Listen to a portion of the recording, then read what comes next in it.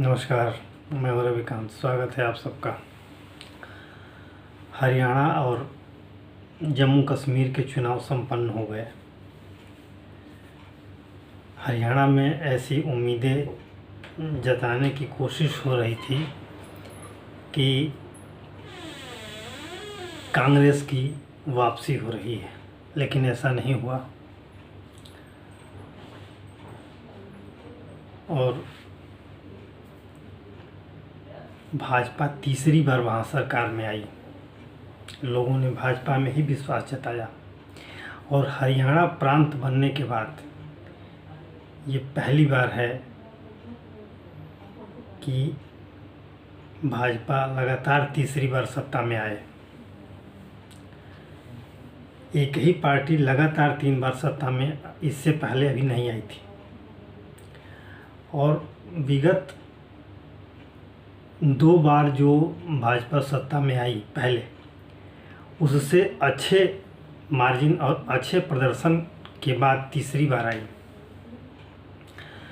कुल मिला के तीसरी बार भाजपा का प्रदर्शन अब तक का सर्वश्रेष्ठ प्रदर्शन है और वो जनता का विश्वास है, जनता का भरोसा है भाजपा के साथ, भाजपा के कामकाज के साथ। और जो चुनाव के दौरान जो बार बार भाजपा के नेताओं के द्वारा जो कहा जा रहा था, आप बांटिए मत, ये संदेश जनता के दिल तक पहुंचा और लोगों ने एकजुटता के साथ वोट दिया भाजपा को और भाजपा को तीसरी बार सत्ता के दहलीज तक पहुंचाया। भाजपा ने काफ़ी अनेक तरह के बदलाव किए। सबसे पहले तो खट्टर की जगह सैनी को मुख्यमंत्री पद पर स्थापित किया। जो गलतियां लोकसभा के चुनाव में हुई या पूर्व में जो गलतियां भाजपा ने की थी, उनका परिमार्जन किया गया और काफ़ी गहराई तक विचार विमर्श करके, मंथन करके नए प्रत्याशियों को उतारा गया। काफ़ी कुछ भाजपा ने बदलाव किया और एक तरफ जो कांग्रेस थी उसमें आपसी फूट, वैमनस्यता, एकजुटता की कमी, चुनाव प्रचार में सामूहिक भागीदारी का न होना, ये कांग्रेस के पतन का कारण रहा। चुनाव से पहले ही ऐसा एक आभास था, जिस तरह से कांग्रेस के अंदरूनी अंदर खाने में जिस तरह से खींचतान थी, जिस तरह से मनमुटाव सामने आ रहे थे और मीडिया में ये खबरें भी रही, उससे यह स्पष्ट था कि कांग्रेस को नुकसान होगा और हुआ भी। भाजपा को बड़ा फ़ायदा हुआ। तो कुल मिलाकर हरियाणा में भाजपा तीसरी बार सत्ता में आई, बड़े बहुमत से आई और जनता का पूरा समर्थन और पूरा विश्वास प्राप्त हुआ। ये रही हरियाणा की बात। आगे जम्मू कश्मीर में कांग्रेस पहले से ही लगता था कि जैसे वो हार मान चुकी है।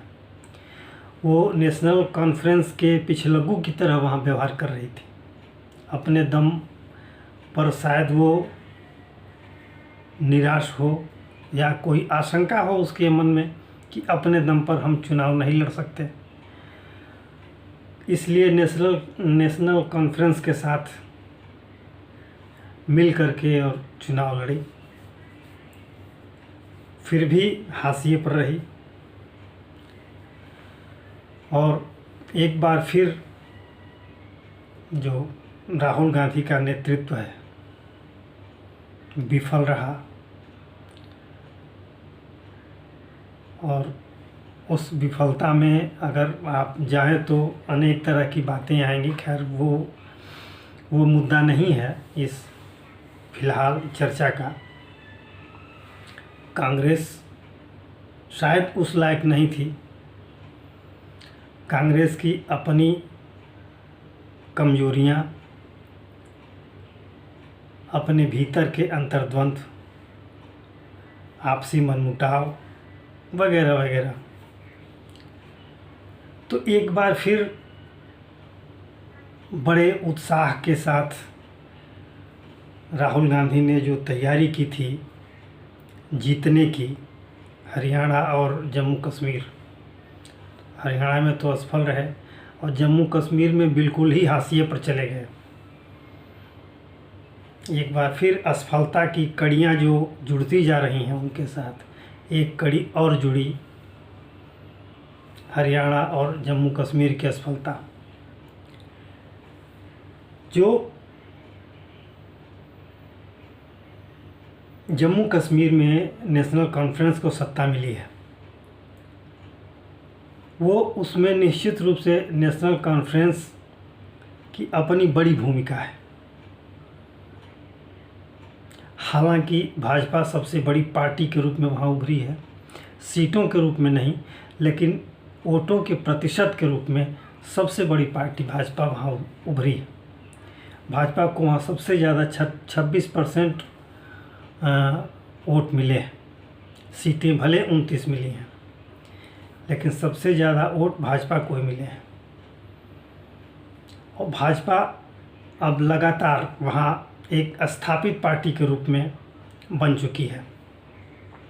ये बात अलग है कि चूँकि जम्मू कश्मीर लगातार, अगर विगत 2-3 चुनावों का अध्ययन करें तो भाजपा का जिस तरह से ग्राफ वहाँ बढ़ा है, वो ग्राफ, उस ग्राफ ने इस चुनाव में भाजपा को पूर्णतः स्थापित किया वहाँ। और चूँकि ये चुनाव 10 साल के बाद हो रहा है, काफ़ी लंबा समय बीत गया। 2014 में चुनाव हुआ था, फिर 2024 में हो रहा है और एक नए परिवेश में हो रहा है। धारा 370 और 35A हटी, सीटों का परिसीमन हुआ, सीटें कुछ रिजर्व की गईं वहाँ के पहाड़ी लोगों और बकरवालों के लिए। जो देश के अन्य क्षेत्रों में सीटों का रिजर्वेशन है SC ST के लिए, उस तरह से वहाँ भी रिजर्वेशन हुआ। देश के अन्य कानून जो पहले कश्मीर में लागू नहीं होते थे वो लागू हुए। कुल मिला के कश्मीर को जैसे ही 370 हटा, भारत की मुख्य धारा में कश्मीर आया। 2 विधान हट गए, 2 निशान हट गए और वहाँ पूरे देश का एक साथ कानून वहाँ लागू हुआ। फिर नया दौर चला विकास का और इन 5 वर्षों में काफ़ी कुछ बदलाव हुआ है। कश्मीर को और भी आगे बदलने की कोशिश हो रही है। रेलवे का लगातार विस्तार हो रहा है, स्वास्थ्य सेवाओं में विस्तार हो रहा है, सड़कों का जाल बिछ रहा है वगैरह वगैरह। जो नई सरकार बनेगी, अब चूँकि 370 हट गया तो 370 हटने के बाद अभी भी केंद्र शासित प्रदेश है और केंद्र शासित प्रदेश के भीतर ये विधानसभा है। एक स्वतंत्र राज्य नहीं है जम्मू कश्मीर, केंद्र के अधीन ही है। तो यहाँ सारे कार्यक्रम, सरकार के सारे अधिकार LG में निहित हैं, लेफ्टिनेंट गवर्नर में निहित हैं, शासन की नियुक्तियां हैं, शासन में बदलाव है, फेरबदल है, पुलिस और कानून व्यवस्था है, ये सब LG के अधीन होंगे। और जैसे दिल्ली की विधानसभा है, दिल्ली की सरकार है, उस तरह से जम्मू कश्मीर की भी सरकार होगी। विधानसभा तो है लेकिन वो केंद्र शासित है। तो बहुत से ऐसे नियम और कानून होंगे जो कि केंद्र की सहमति से, केंद्र यानी LG की सहमति से ही करने पड़ेंगे। तो नई सरकार बनेगी तो वो क्या वातावरण बनेगा, कैसे होगा, वो अलग विषय है। यहाँ सबसे बड़ी चीज़ भाजपा के लिए ये है, भाजपा जम्मू रीजन में तो बहुत बढ़िया परफॉर्मेंस किया है भाजपा ने, क्योंकि सीटें भी बढ़ी हैं, 37 से 43 हुई हैं। और भाजपा की जो जिन सीटों पर विजय हुई है, पहले 25 सीटें भाजपा के पक्ष में थीं, जीती थी भाजपा पिछले चुनाव में, और इस चुनाव में 29 सीटें भाजपा को मिली हैं। सीटें भी बढ़ी हैं, वोटों का प्रतिशत भी बढ़ा है, और भाजपा बड़ी पार्टी के रूप में वहाँ स्थापित भी हुई है। लेकिन भाजपा को एक बात की चिंता होनी चाहिए, घाटी में इतने कम वोट क्यों मिले, घाटी से कोई सीटें क्यों नहीं आई। एक सर्वविदित सा चलन है कि मुस्लिम भाजपा को वोट नहीं देते। ये ट्रेंड कश्मीर में भी देखने को मिला, चूँकि घाटी मुस्लिम बहुल इलाका है, वहाँ भाजपा को सीटें नहीं मिली। वैसे भी भाजपा वहाँ काफ़ी कम सीटों पर लड़ी, लगभग 19 सीटों पर लड़ी, और 19 सीटों में से एक भी सीट नहीं मिली। अमित शाह जी ने ये स्वीकार भी किया था कि हम कश्मीर क्षेत्र में हमारा संगठन कमज़ोर है, बहुत से बूथों पर हम नहीं हैं। इस संगठन को मजबूत करने की बात वो कह चुके हैं पहले भी। तो आगे क्या होगा क्या नहीं होगा, लेकिन भाजपा के लिए चिंता की विषय है कि कश्मीर घाटी में वोट नहीं मिला।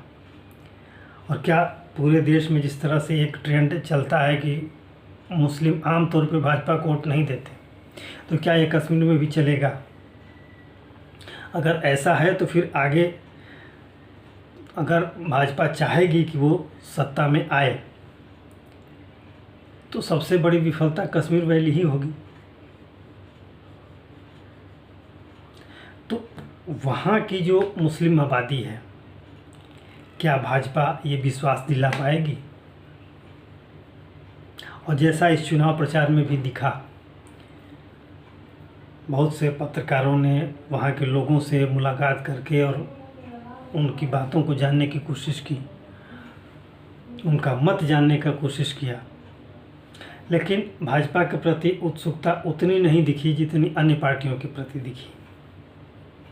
अब उसमें हम बहुत ज़्यादा विस्तार से नहीं जाएंगे, लेकिन भाजपा को एक बात तो समझने की कोशिश करनी चाहिए कि जो नया वर्ग है वहाँ का, जो 18 से लेकर के और 35-40 वर्ष के बीच की आयु का है, या जो अभी हाल के वर्षों में 2-3 साल पहले 18 वर्ष का हुआ है, वोट डालने की उम्र पे आया है,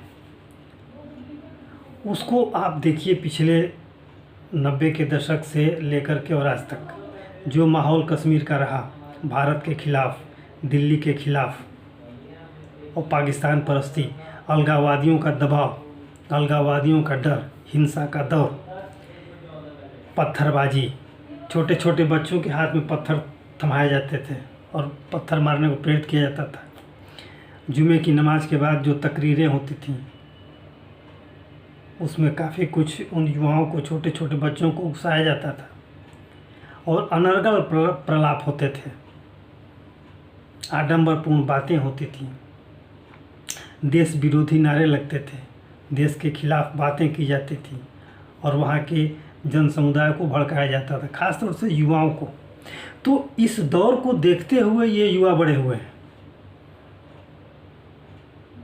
और इन युवाओं का ब्रेन वॉश किया जाना, देश के साथ इनकी बौद्धिकता को जोड़ना, पूरे देश के समाज का इन युवाओं के बौद्धिकता से जोड़ना बहुत ज़रूरी है, सरकार कोई भी बने। लेकिन क्या नेशनल कॉन्फ्रेंस जो सरकार बना रही है कांग्रेस के साथ, वो ऐसा कर पाएगी? और अगर नहीं कर पाएगी तो भाजपा जो विपक्ष में बैठेगी उसकी क्या भूमिका होगी? यहाँ तो उसका दायित्व बहुत ज़्यादा बढ़ जाता है और भाजपा को ऐसी कोशिश करनी भी चाहिए। कश्मीर के युवाओं को भारतीयता के बारे में बताने की, कश्मीरियत तो वो जानते ही हैं, कश्मीरियत बाद में, पहले भारतीयता के बारे में जानकारी उनको दी जाए, भारत के बारे में बताया जाए, हमारी संस्कृति और सभ्यता के बारे में बताया जाए। अभी तक तो वहाँ के जो युवा हैं, जो अभी 18 की दहलीज पर आए हैं या उसको पार किए हैं, उनको यही बताया जाता रहा है कि कश्मीर का इतिहास 13वीं शताब्दी से शुरू होता है। ऐसा नहीं है। कश्मीर का इतिहास भी उतना ही पुराना है जितना पुराना भारत का इतिहास है। जो सभ्यता पूरे भारत की है वो कश्मीर की भी है। तो इन युवाओं को इस बोध से अवगत कराना होगा, भारत के इतिहास को, भारत की संस्कृति को, भारत की सांस्कृतिक विरासत को उन युवाओं से अवगत कराना होगा और उनको जुड़ना होगा इस देश की समस्त मुख्य धारा से, सांस्कृतिक मुख्य धारा से, बौद्धिक मुख्य धारा से, ऐतिहासिक मुख्य धारा से, ताकि वो जो विरोध के भाव जो वो बचपन से सुनते आए हैं, देखते आए हैं, वो निकले। जो अलगाववादियों का प्रोपागंडा सुनते आए हैं वो उनके जो घर कर गया है, जो भीतर तक घुस गया है, उससे उनको निजात दिलाने के लिए। तो यहाँ तो भाजपा का दायित्व या जो भी सरकार वहाँ बनती है उसका दायित्व बढ़ जाता है। लेकिन इसमें नेशनल कॉन्फ्रेंस इस फ़र्ज को कितना निभा पाएगी ये सर्वविदित है, क्योंकि उस घोषणा पत्र में जिस तरह से उन्होंने अपने वादे लिखे थे, वादे किए थे जनता से कि 370 वापस लाएंगे और क्या क्या। हालांकि चुनाव के परिणाम आने के बाद अभी इस पर कोई चर्चा उनकी तरफ से नहीं है, लेकिन क्या नेशनल कॉन्फ्रेंस जब सरकार बनाएगी तो क्या इस नए माहौल में, नए परिवेश में पूरे देश की जो मन स्थिति है कश्मीर को लेकर, उससे तालमेल कर पाएगी? और अगर नहीं कर पाएगी